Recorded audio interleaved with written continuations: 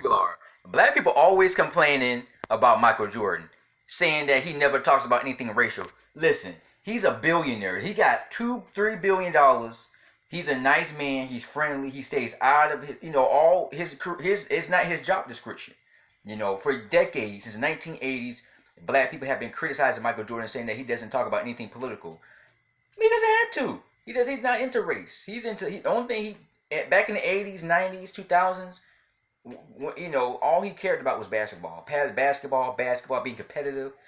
Um, he's not supposed to be talking about nothing racial. Now James, what's that boy? That guy named LeBron James. He's a different black guy. It's a different generation. LeBron James is more outgoing, outspoken. He speaks his mind. He's not ashamed. He doesn't care what people think about him.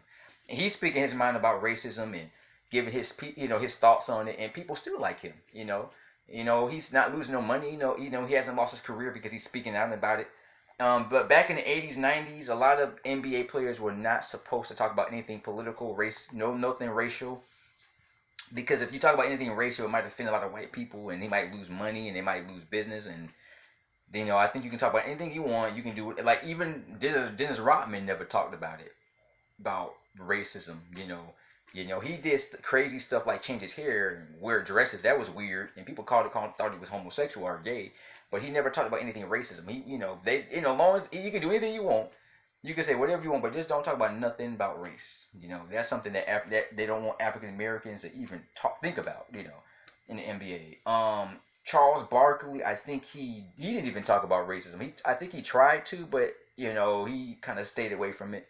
If he did say anything racial in his interviews, then he probably got suspended or threatened to be, fired from the NBA, and he didn't want to risk his job. He was making big millions, so he didn't want to risk his money just to talk about black people. But sometimes taking a risk is something you need to do. At least LeBron James is taking a risk talking about black people.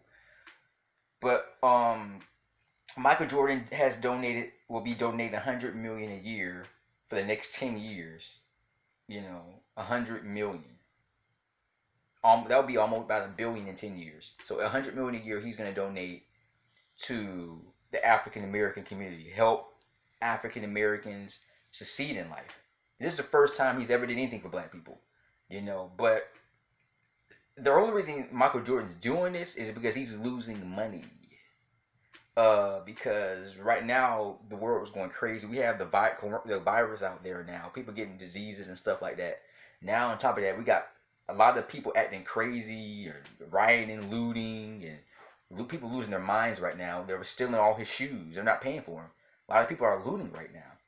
So this isn't. I think Michael Jordan is kind of like a selfish guy because he's not doing this for him. He's doing it because he's losing money. If he loses money, he's gonna be suffering. People not buying his shoes and people out there stealing his stuff. So this is why he's donating $100 million to try to keep peace of mind, help the black community, maybe better education, maybe police stop harassing black people. They might be able to maybe,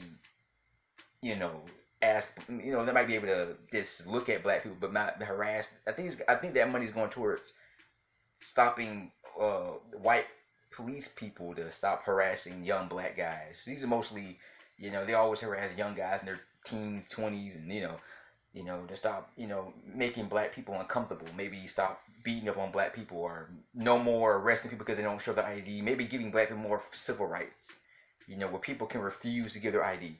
They don't have to, but I just think that it took him,